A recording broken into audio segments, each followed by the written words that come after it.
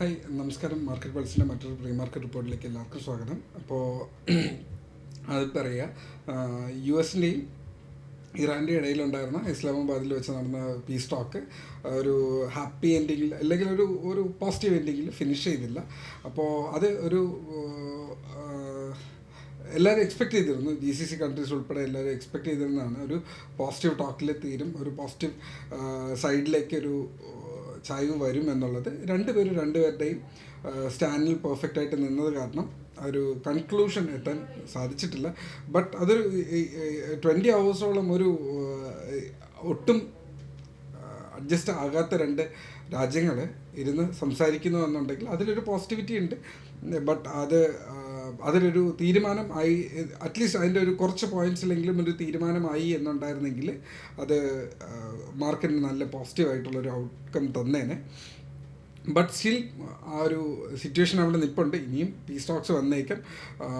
അപ്പോൾ ആദ്യം പറയാനുള്ളതെന്ന് പറഞ്ഞു കഴിഞ്ഞാൽ, ഇത് കാരണം ക്രൂഡ് ഓയിലിൻ്റെ വില ഹൈക്ക് ചെയ്തു. എപ്പോഴും $1,000 മേളിൽ ക്രൂഡ് ഓയിലിൻ്റെ പ്രൈസ്, ഇല്ലെങ്കിൽ US ഓയിലിൻ്റെയും ബ്രെൻഡ് ഓയിലിൻ്റെയും പ്രൈസസ് കൂടുന്നത് നമ്മുടെ മാർക്കറ്റ് എപ്പോഴും നെഗറ്റീവായിട്ടാണ് കാണിക്കുക.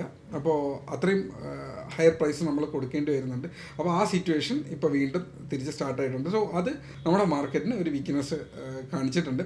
US മാർക്കറ്റ്സും മറ്റ് മാർക്കറ്റ്സും ഓൾമോസ്റ്റ് 1 to 2% ഡൗൺ ആണ്. ഇപ്പോൾ നമ്മുടെ മാർക്കറ്റും ഒരു 1% താഴെ എക്സ്പെക്റ്റ് ചെയ്യുന്നുണ്ട്. സോ ലാസ്റ്റ് വീക്ക് നമ്മൾ ക്ലോസ് ചെയ്ത് it was around 24,000. So now expecting around 23 740 750 range expect ചെയ്യുന്നുണ്ട്.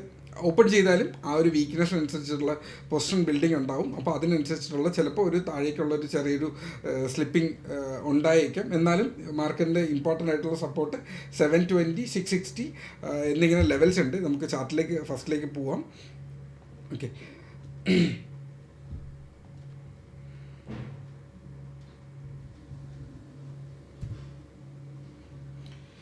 ഓക്കെ നമ്മൾ നേരത്തെ പറഞ്ഞിരുന്ന അതേ ലെവൽസ് തന്നെയാണ് ഇപ്പോഴും വർക്ക് ചെയ്യുന്ന.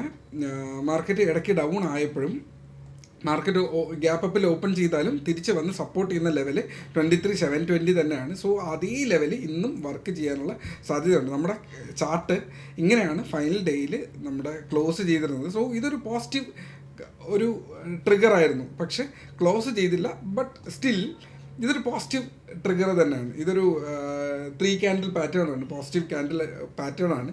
പക്ഷേ പീസ് സ്റ്റോക്ക് കാരണം എല്ലാ മാർക്കറ്റും ഇപ്പോൾ ഡ്രിവൺ ആയിരിക്കുന്നത് ഗ്ലോബൽ ഡേറ്റ കാരണമാണ്, ഇവരുടെ ഈ ഒരു ടെൻഷൻ കാരണമാണ്. സോ മാർക്കറ്റ് തിരിച്ച് വീണ്ടും ഓപ്പൺ ചെയ്യാൻ സാധ്യത ഇവിടെയാണ്. അപ്പോൾ ഓപ്പൺ ചെയ്യുന്ന സിറ്റുവേഷൻ മാർക്കറ്റ് ഇതൊരു റെസിസ്റ്റൻസ് ആയിട്ട് വരും ദിവസങ്ങളിൽ റെസിസ്റ്റൻസ് ആയിട്ട് നിൽക്കുകയും ഇത് സപ്പോർട്ടായിട്ട് നിൽക്കാനും സാധ്യതയുണ്ട്. സോ സപ്പോർട്ട് ബ്രേക്ക് ചെയ്യപ്പെട്ട് കഴിഞ്ഞാൽ ഇതിന് അടുത്ത ലെവൽസ് എന്ന് പറയുന്നത് 23,500 റേഞ്ച്, ഈ ഒരു ബോട്ടം റേഞ്ച് 520 റേഞ്ചും, അതിനുശേഷം താഴേക്ക് 440 റേഞ്ചുമാണ് അടുത്ത ലെവൽസ് ഉള്ളത്. സോ ഇത് ശ്രദ്ധിക്കുക. മാർക്കറ്റിൽ ഒരു സ്ലിപ്പിംഗ് ഒരു സിറ്റുവേഷൻ വന്നു കഴിഞ്ഞാൽ അതിനനുസരിച്ചിട്ടുള്ള ട്രേഡോ ഇല്ലെങ്കിൽ വേറെ പുതിയ പൊസിഷൻ പ്ലാൻ ചെയ്യാണ്ടിരിക്കുക. 24,000 മേളിൽ സ്ട്രോങ് ആയിട്ടുള്ള ഒരു ക്യാൻഡിൽ ക്ലോസ് വന്നു കഴിഞ്ഞാൽ നമ്മുടെ കമ്മ്യൂണിറ്റിയിൽ ഒരു പുതിയൊരു സെറ്റ് ഓഫ് പോർട്ട്ഫോളിയോ ബിൽഡ് ചെയ്യാമെന്ന് പറഞ്ഞിരുന്നു. കുറച്ച് നമ്മൾ മേടിച്ചിരുന്നു. മാർക്കറ്റ് 22,800 മേളിൽ വന്നപ്പോൾ നമ്മൾ ഹിന്ദുസ്ഥാൻ എയറോനോട്ടിക്സ്, L&T, ട്രെൻഡ് പോലുള്ള സ്റ്റോക്കുകൾ നമ്മൾ ബൈ ചെയ്തിരുന്നു അല്ലേ. അപ്പോൾ അടുത്ത ലെവൽ എന്ന് പറയുന്നത് മേളിലേക്ക് 24,000 മേളിൽ ആഡ് ചെയ്യുക എന്നുള്ളതായിരുന്നു. ക്യാൻഡിൽ വന്നിരുന്നു, ക്ലോസിങ് എന്നുള്ളത് കിട്ടിയില്ല. അപ്പോൾ ആ ഒരു ക്ലോസിങ്, ഈ ഒരു നമ്പർ നോക്കണ്ട, ക്ലോസിങ് കുറച്ചുകൂടി സ്ട്രോങ് ആയിരിക്കണം. 24,100 മേളിൽ ക്ലോസിങ് കിട്ടണമായിരുന്നു. ഇനി അതിനെക്കുറിച്ച് പറയേണ്ട ആവശ്യമില്ല.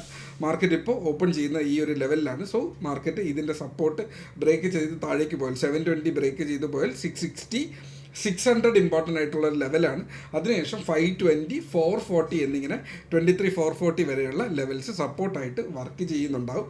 സോ ഇതായിരിക്കും ഇന്നത്തെ മാർക്കറ്റിൻ്റെ ലെവൽസ് എന്ന് പറയുക. മേളിലേക്ക് വന്നു കഴിഞ്ഞാൽ ഇത് തന്നെയാണ് 23 800 720 800 880 960 24,040 എന്നിങ്ങനെയുള്ള ഇല്ലെങ്കിൽ 60 ആ ഒരു ഏരിയ എന്ന് പറയുന്നത് അതിൻ്റെ റെസിസ്റ്റൻസ് ആയിട്ട് വർക്ക് ചെയ്യും. ട്രേഡേഴ്സ് ഈ ഒരു സിറ്റുവേഷൻ യൂസ് ചെയ്യുക.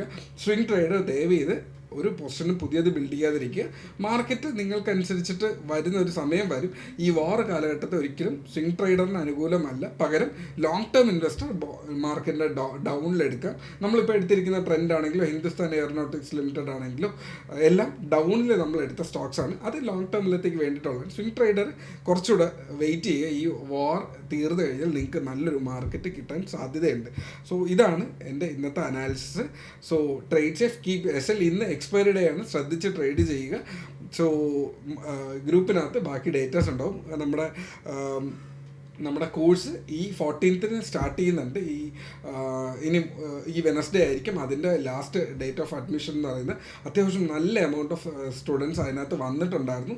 വളരെ സന്തോഷം അത് കാണുമ്പോൾ. അത്രയും ചെറിയൊരു ഫീലാണ് ഇത് പഠിപ്പിക്കുക. അത്രയും സ്ട്രോങ് ആയിട്ടുള്ള കോഴ്സസാണ് അവിടെ, ഇല്ലെങ്കിൽ അതിൻ്റെ സെഷൻസ് ആണ് നടക്കുക. സോ ആ ഒരു ക്വാളിറ്റി നിങ്ങൾക്ക് മനസ്സിലാവുന്നുണ്ടെന്ന് വിശ്വസിക്കുന്നു. അപ്പോൾ നിങ്ങളുടെ പുതിയ പൊസിഷൻസ് ഇന്ന് എക്സ്പയർ ചെയ്തുകൊണ്ട് എല്ലാ പൊസിഷൻസിനും കൃത്യമായിട്ടുള്ള SL കീപ്പ് ചെയ്യുക, ഇറങ്ങുക, ടാർഗറ്റ് എടുക്കുക, ഇറങ്ങുക. So trade safe, take care, by.